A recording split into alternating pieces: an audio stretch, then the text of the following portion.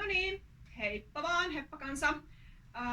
Eltin Ella-housuja on tullut lisää, eli tää on se ratsastuslekkari, missä on tämmönen vähän korkeampi vyötärönauha, mikä on nykyään siis tukevampi vielä kuin ennen ja ehkä inasen leveämpi, ja täällä on vyölenkit.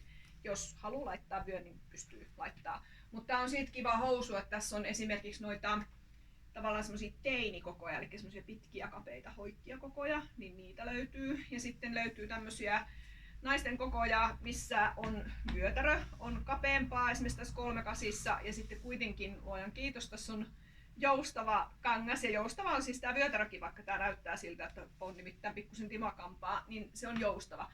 Niin luojan kiitos on tää joustavuus, niin tämmönen vähän leveämpilanteinenkin ihminen vetäsee nää päälle, vaikka tulee aina sen pari sekuntia semmonen uskonpuute, että ei nää mee, niin kyllä ne menee.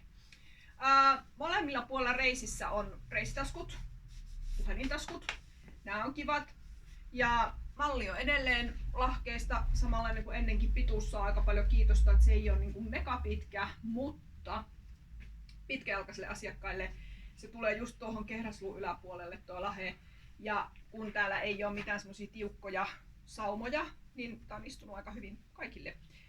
Silikonikrippi, mikä kimalteleepi siinä, niin tää on kestävä, siis kulutuskestävä, hyvä krippi. Tässä housussa toimii kaikki. Mun mielestä näiden mitoitukset ja kaikki on ollut hyvää.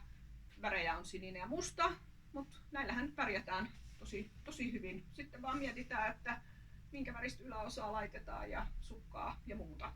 Koska se asia kans, mistä mä tykkään ja mistä moni asiakas tykkää, niin hinta 49,95. Not bad. Näitä löytyy Verkiksessä ja näitä löytyy täällä myymälässä.